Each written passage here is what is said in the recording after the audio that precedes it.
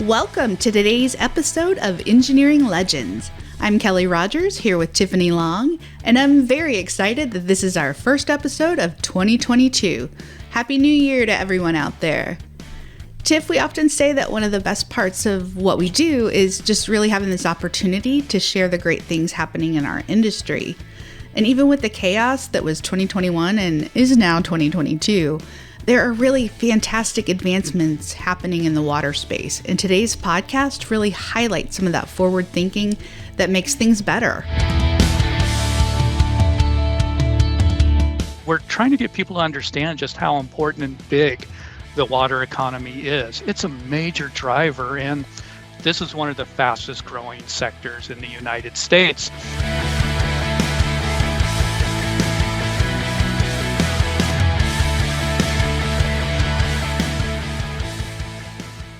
On today's episode, we speak with members of the Cleveland Water Alliance. They're a nonprofit organization based in Ohio that seeks to better utilize the economic and job-creating potential of Lake Erie, while also urging greater care of the lake as a valuable asset. And I believe the things that they're doing in Ohio can really be a catalyst for other areas of the country. Completely agree. Today we have with us Bryan Stubbs, Executive Director and President, and Dr. Jeff Pugh, Water Innovation Postdoc Fellow, to chat with us about the CWA and how they are creating a clean water innovation ecosystem. Bryan, can you give us an overview of the Cleveland Water Alliance? Sure, I'm happy to take that one on. So at our core, the Cleveland Water Alliance is an economic development agency, also known as a cluster through the lens of water innovation, water technology. So what that means is really we bring together our key partners. So for us in Cleveland, that starts always with our utility partners, the Great Cleveland Water and the Northeast Ohio Regional Sewer District, along with other utilities regionally. I mean, we're working with Cincinnati System, we're working with Detroit, Great Lakes Water Authority, all those kind of good people. So it starts with these utilities who've said and tasked us with a couple things. The first is, hey, help us innovate. We're risk adverse, and we're not always thinking about that next coolest gadget. So help us with that. Two, help us explain to people the value of water, what it means to our region, to our infrastructure, to our industry, to our recreation. Help us tell that story. And then third is workforce. I don't think it'll be a shock to anybody who probably routinely listens to this podcast that we've got a whole score of people about to retire in our utility space alone. And it's the same with our engineering partners too. They're recruiting massively for that next generation of talent. So we start with that, then we also bring in research institutions. So we're working with a couple dozen academic universities ranging from Ohio State, Case Western, Kent State, Cleveland State, University of Michigan, Buffalo, across the border, University of Windsor, et cetera, et cetera, et cetera. And what we're working with them on, what they've tasked us with, is increasing the level of research and also around tech transfer, getting new innovations out of the university. And then that third pillar of our work is around working with industry partners. So that ranges from, our great engineering friends, out there that are doing a lot of this infrastructure work and work with us on quite a few projects, through to companies like Eaton, like Moen, pump manufacturer, I'm sure those know, like Gorman Rupp. So we work with them. And again, it's around trying out new innovations. So at our core, that's kind of the who we are. And then the question becomes, and I'm sure we'll get into this in a bit, is, what does that mean and what do we do in terms of accelerating innovation? One of the things I saw on your website was you were talking about like a blue economy. Can you describe what that is? Yeah, and I don't want people to get caught up on terms. We call it the water economy, but some days we call it the blue economy. And, there's a reason why it kind of goes back and forth. At the federal level, NOAA calls out the blue economy. And for them, that means more saltwater-oriented economic inputs. But for us, we've said, okay, we're part of the blue economy in Cleveland. We actually have, a vibrant port. We have shipping lines that basically handle a good portion of the steel being created in this country for vehicles, for auto manufacturing. That's being mined out of Minnesota. It comes down on an Interlake steamship boat into, a Cleveland Cliffs refinery. So we have that, but really what we talk about is the water economy, and that encompasses all of this. So it's going to be our infrastructure partners. It's going to be our certainly our ports and things like that. But it's these great companies like Moen, like Brown and Caldwell. And look, here's why this matters and why phrasing matters in this. We're trying to get people to understand just how important and big the water economy is. It's a major driver, and water stress isn't going away. It's only increasing, and challenges out there. So from an economic sector, this is one of the fastest growing sectors in the United States. For us in Ohio and greater Cleveland in particular, look, we're adding over 300 net new jobs in the water economy annually every year since 2014. Everybody talks about, advanced manufacturing, additive manufacturing. Well, we're the home of Cleveland Clinic, so biohealth, but we're outpacing all those industries. So people don't realize that, and why this matters, and why, when I look at our sewer district and their combined sewer overflow work, it's a $3 billion infrastructure project that was started a decade ago. That really feeds into our economy, and these storm separations are far from being done. I mean, we'll be doing this for another decade or two, and then we're getting into, now the fact that we need to upgrade our systems, and correctly so. So, I mean, the work is there. I get asked to speak to schools on a regular basis, whether it's a STEM program at Cleveland Public School or a community college or a four-year college, and I say, look, if you want a job forever, go into water. You're never going to be, hunting for a job. There will be a job out there for you throughout your career. And for the students that you talk to, how do they react? Are they interested? Yeah. So, we actually, take a look at these metrics around, are we changing values and perceptions? And some of our programming we've seen, whether it's at the, K through 12 level or advanced beyond that, a pretty significant increase in wow, I didn't realize there was so much opportunity in water. I hadn't thought about that as a career option, but now I actually am thinking about that. And I'll give you the example of, right now we're desperate for, software engineers. Everything's becoming digital water, huge thing, and we're having trouble, finding enough people in that digital space, but they're out there. So, I'll go even regionally down to Columbus, Ohio as an example, and say, don't go work for that next mobility app. Come and help us with digital water. So it's a lot of fun, and people are starting to realize, wow, I can get well paid and not have to stress. And I'll mention one other thing: these jobs that we're creating, their average range of pay starts at 64 and tops at 109K.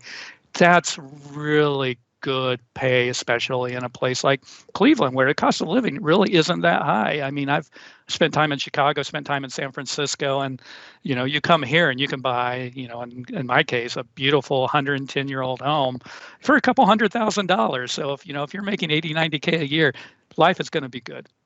Yeah, one of my favorite questions to ask, we work with water, wastewater engineers, is how did you get into engineering or into water engineering? And most of the time, no one planned to go into water engineering or wastewater engineering. They kind of happened upon it. They liked a hydrology class in college, or for one reason or another, they ended up in it, but they didn't plan on it. And so it's nice to know that you're out there educating the, young folks to let them know, hey, this is a really cool career. It's a great industry.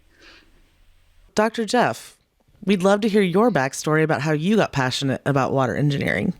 I first started my journey, if you will, into water engineering. Mainly, there was so I originally come from China. My hometown is in Wuxi, which has a huge lake. It's called a Tai Lake, and it had a really bad pollution event happened right before I came to the States in 2008, and it just devastated the drinking water infrastructure there. And that really motivated me to kind of go into this water engineering field. And there are mainly kind of three different aspects of water engineering that kind of makes me passionate about it. First is kind of water engineering encompasses different environments. So not just urban environment, but also rural and also lakes, things like that. So my journey from my hometown all the way to doing PhD and then now doing postdoc, it gave me the opportunity to basically work in all those environments, which I previously didn't plan to at all. So that was very kind of interesting aspect. The other point that passionates me about water engineering is the technologies, the comprehensive technologies that are used to conduct these engineering projects are very, very complex, and it's just fascinates me a lot. Just to give you some example, like the in situ sensors that I used so far to measure a variety of water quantities, water qualities, but also these monitoring platforms such as buoys, land stations, so on and so forth. But also there are other parts of this. So the computer models that are analyzing the data coming from these sensors also are part of the technology regime, if you will. And also the telecommunication that brings all these data back and forth to the end users are also kind of involved in this entire water engineering complex, if you will.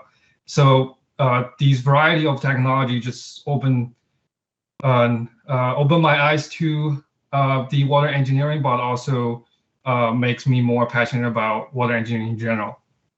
And the one last point I want to mention why water engineering is passionate to me is the inherent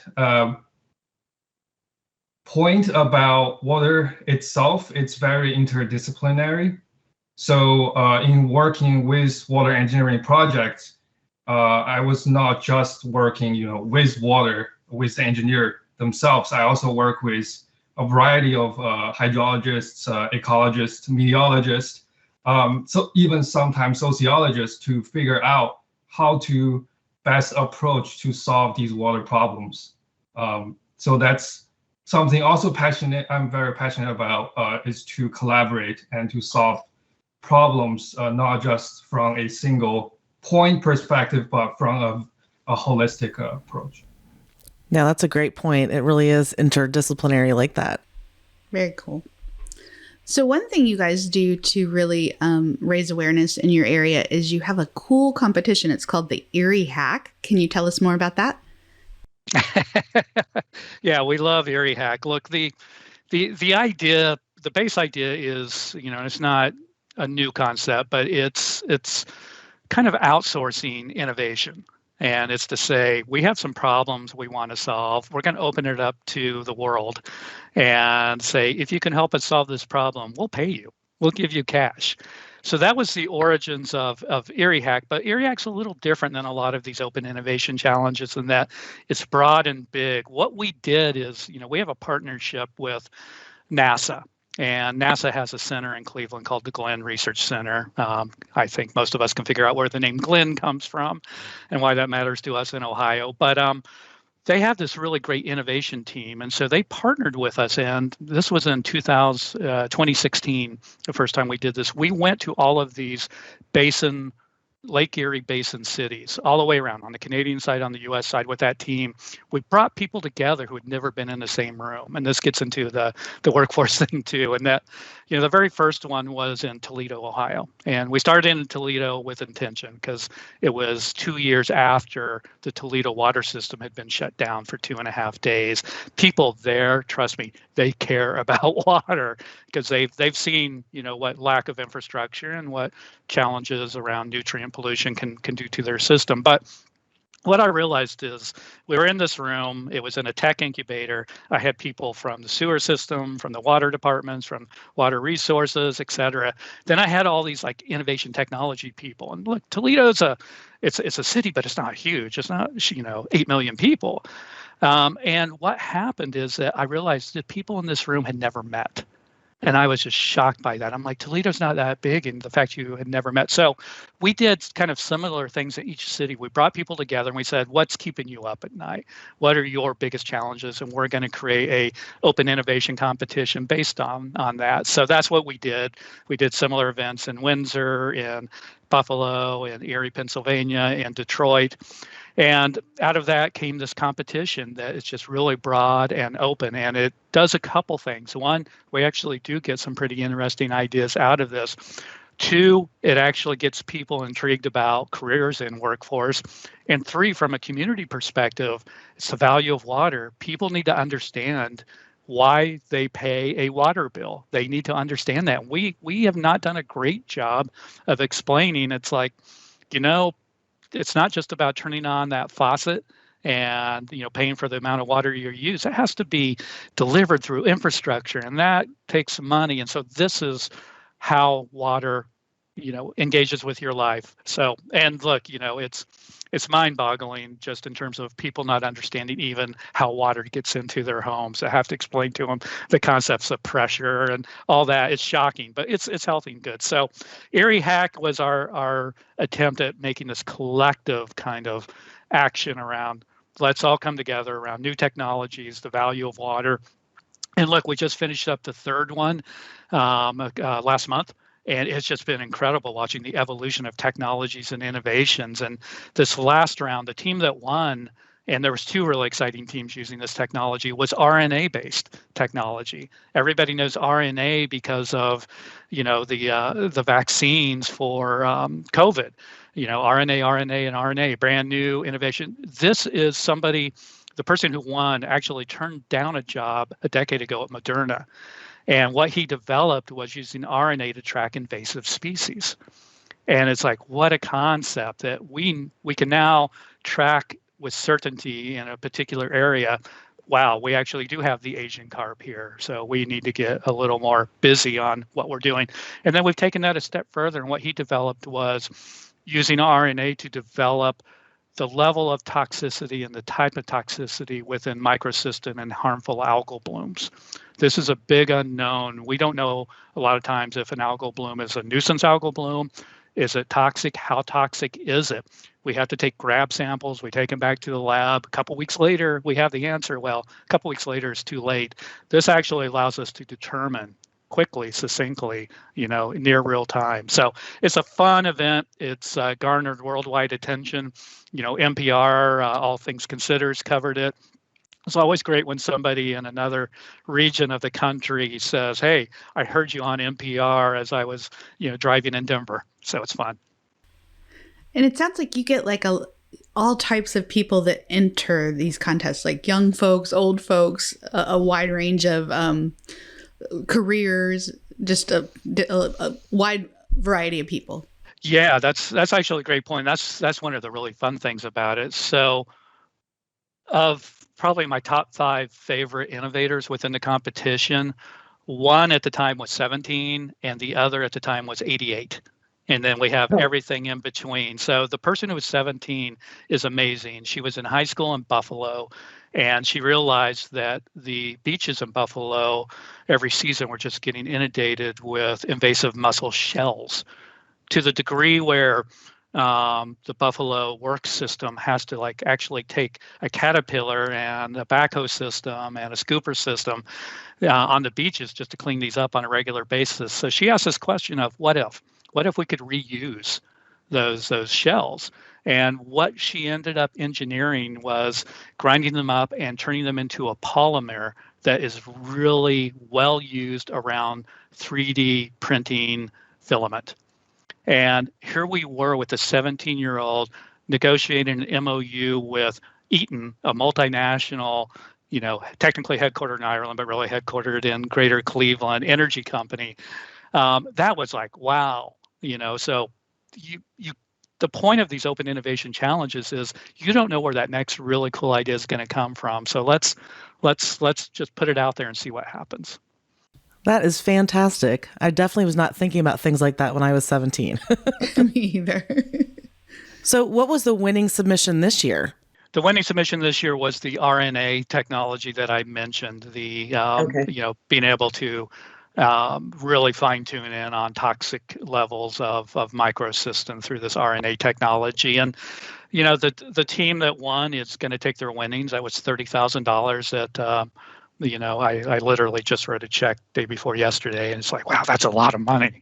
They're going to take that 30K though and use it not internally but externally to install their system all along Lake Erie this spring and this coming up spring and summer to further the research and needs. So they're putting the innovation and the dollars to use for the community, which I just love that messaging that amazing. It's like, we can do more, we're going to do more. And that's, if we win this, that's what we're going to do. Now, I understand that you're working on what's called a smart lake for Lake Erie. Can you talk a little bit about what that is, what that means? So my work is just a small bit of the Smart Erie Lake program. At the core, so what is SMART? SMART is essentially three main components. One is the sensor and the data. So having an extensive network that monitors the water in lakes. And the second component is the information. So all these data coming in from these sensors, we need to store them. We need to analyze them to understand them. And then the third part, which is the most important, is to drive decisions and actions based on the data that we collect. So these decisions are backed up by data, if you will. And this whole system of the three components makes the smart lake smart. So let me give you a business use case, just so your listeners fully understand why this matters. And Jeff hit on this. It's about improving management actions and cost savings ultimately. So as part of our work, we brought in a French company into the test bed who wants to enter the U.S. market. And what they wanted to do was develop a hypoxia early warning system. Huge issue for Cleveland water and a lot of other utilities. Oxygen-starved water causes all sorts of headaches. It does also create taste, odor, and color issues of the water, and it requires a different chemistry treatment.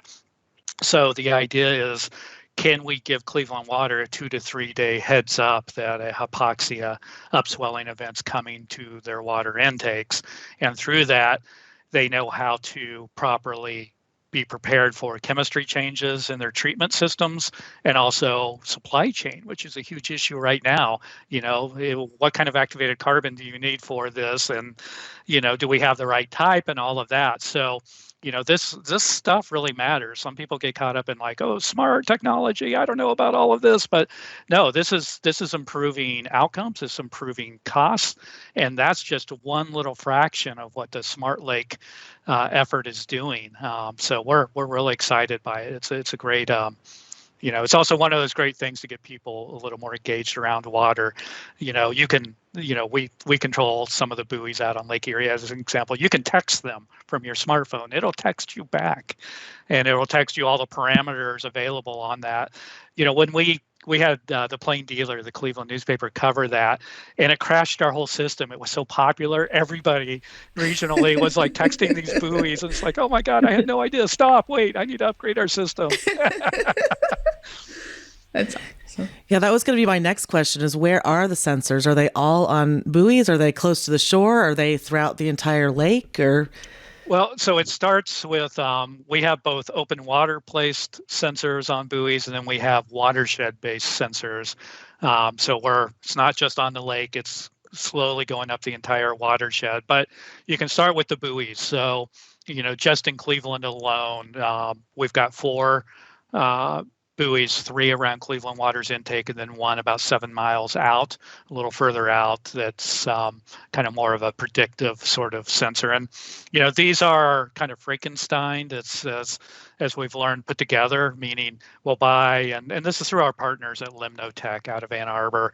Really good engineering partner of ours, and that's actually we split Jeff with as part of a NOAA-funded postdoc work. So we've got these buoys out there, which may have some YSI instruments on them. It may have some in situ instruments on them. It may have things that are generic off the shelf from a weather standpoint. All the cost on these sensors are going down. So, in Ann Arbor, Jeff and a gentleman named Ed Verhamy from Limnotech start assembling these. They are the one who put them out onto the lake, has all the telemetry, so we're getting that information off of them in real time. In the same breath, some of our partners like NOAA will have, is trialing different moving submersibles that will like swim around the Great Lakes and have different sensors strapped on them. Almost every water intake for the Great Lakes has some of these sensors on them. So just from the open water, you're suddenly having a huge collection of data coming in. We also look at satellite, and a lot of satellite imagery is part of this. Then as you go up the watershed, we have all sorts of different things like nutrient analyzers. Green Eyes is a great example of one of those. Again, another startup that won one of our competitions that has basically what we call wet labs in a, whether it's in a can, so meaning we can put these nutrients analyzers on the Great Lakes and a buoy, but we're more intrigued right now about putting them in small contained areas within watersheds and different areas where we're trying to reduce nutrients. So this is actually wet lab chemistry without a human, and it's kind of cool. So how does having Lake Erie be a smart lake, how does that affect the average recreational user beyond drinking water implications for folks that like to go swimming and boating and fishing? I know there's so much recreation around the lake. Recreation's actually kind of one of the early adopters of some of our technology and innovation. If you're going out, let's say you have a boat in Port Clinton, a popular area here for Lake Erie boaters.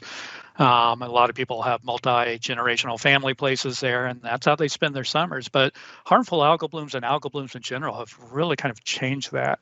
So let's say hypothetically you want to go out for the day. Do you want to go through a soupy green algae area, or do you want to go and clean good water? You want to go in good clean water. So, the various apps and technology will inform them on, hey, this is, good recreational area. Also, look, a major industry here is charter walleye fishing. I mean, people come in worldwide to fish walleye here. I mean, it's not unheard of that I'll see a private plane from literally, the Mideast flying into our smaller lakefront airport, Burke, for, wealthy people that will spend real money, crazy money, walleye fishing, because it's one of those things that if you're an outdoors person, you should do in your life. So, I did not know that. Yeah, it's really fun. And it's crazy. The charter fishermen have been one of our most active citizen science groups. They will actually do grab samples for us and bring them back. And, we've trained them. And this is through a partnership through Bowling Green State University, University of Toledo, Ohio State Sea Grant, and others. And these charter fishermen to be active. And they were initially one of the leaders around the Toledo crisis and doing grab samples because the infrastructure hadn't been set up yet. So, there's a lot of fun things you can do in terms of recreation. Beach, is another huge issue. And look, I mean, we still have issues of E. coli. We will for a while more. So we're, using technologies to more accurately predict and let people know, stay away from this beach today for the next 6 hours versus, hey, all clear, go swimming and have fun. So there's a lot of interactions with the public that we're anxious to build upon. Very interesting. So you mentioned that the organization has gotten attention nationally through NPR and such. How will the Cleveland Water Alliance reach beyond Cleveland and the Great Lakes area? Yeah, so what we're working on right now is received a highly competitive award through the U.S. Department of Commerce and a acronym EDA, or Economic Development Administration, to stand up the first two of what will eventually be 4 water technology accelerator test beds. We in doing our research, and again, our core is how do we accelerate innovation and technologies in the water space, we realized there was just a lot of challenges just traditionally embedded in the innovation ecosystem within water. Utilities are massively risk adverse, and correctly so. They have mission critical infrastructure that can't be played with. So, what we said is, how can we create these test beds in a way that doesn't interfere with that mission critical infrastructure, but still gets those utilities engaged around new innovation, new technology. And we can go into details on how we're doing that, but we are doing that. So the first 2 test beds, the Muni Utility Test Bed, where we have a pipe farm that's looking at lead service lines without breaking ground technologies. Real excited about that one. And then an open water watershed test bed. And that one, we're the most furthest along. Number 3 will start standing up this year, which is an industrial test bed. And the 4th, which we'll get into next year or year after next, is residential commercial. But the point is there's such a thirst for this type of interplay of validating a new technology. Not only does it work, and does it work in the environment, which a lot of people just test their water tech in a lab, as you both probably know, when you take it into an actual, environment, it's brutal and it often doesn't work the first time. So the system allows you to come in, trial your technology, take it back, rinse and repeat until you get it to where you want it. But it also gets that real-time feedback from the customer, meaning Cleveland Water has their sleeves firmly rolled up. Maggie and Scott over there, where they're working with us on these new innovations, new technologies. They're part of it. They're helping us scope some of this, but we don't touch any of their mission critical stuff. If we have to build, a little pipe farm on the side, they did that for us. They invested in that. They were so excited by it. So as we're doing that, internationally, look, this year was the first year of this. It was like rolling it out. We didn't advertise it. We're just like soft, let's bring in some friendlies, try all this. So we were going to target finding 5 innovations to do it.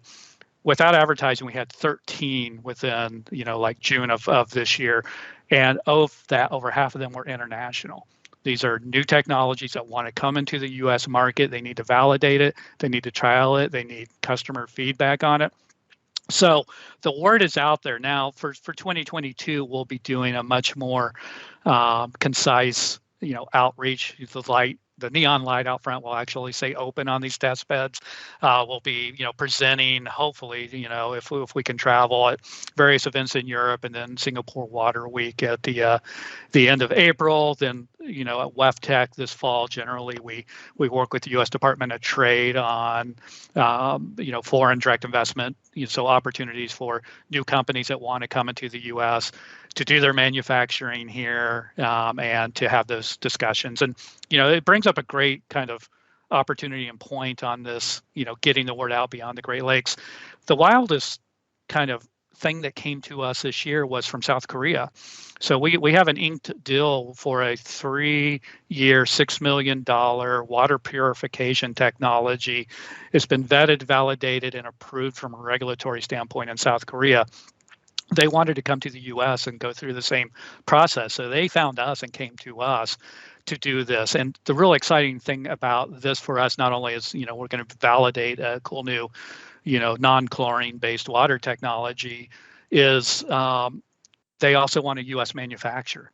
And so Ohio's great for that. So we're going to be matching them with a manufacturing company. So then, as we talk about the water economy, we talk about jobs. This is the cycle. It's amazing. You guys are making such a great impact in not only Cleveland and Ohio, but all over. If there are other groups that want to start an organization like yours, any advice or direction you want to give? Because you guys are doing such amazing things. It'd be nice to see more organizations across the country doing this.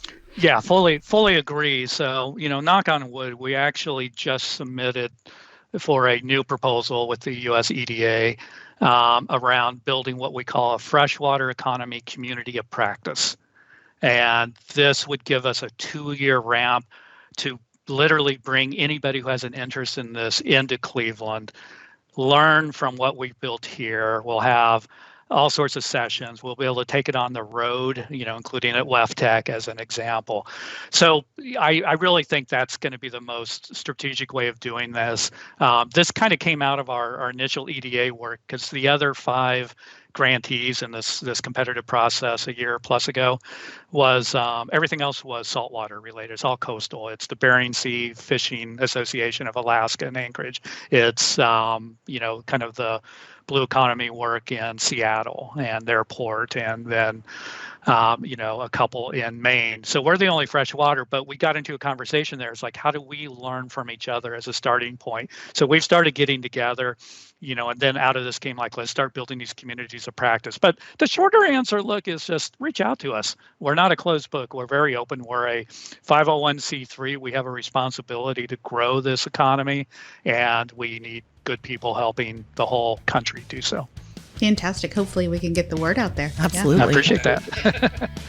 Thank you to Bryan and Jeff for taking the time to speak with us today. If you want to reach out to the CWA, you can contact them through their website at clevelandwateralliancealtogether.org.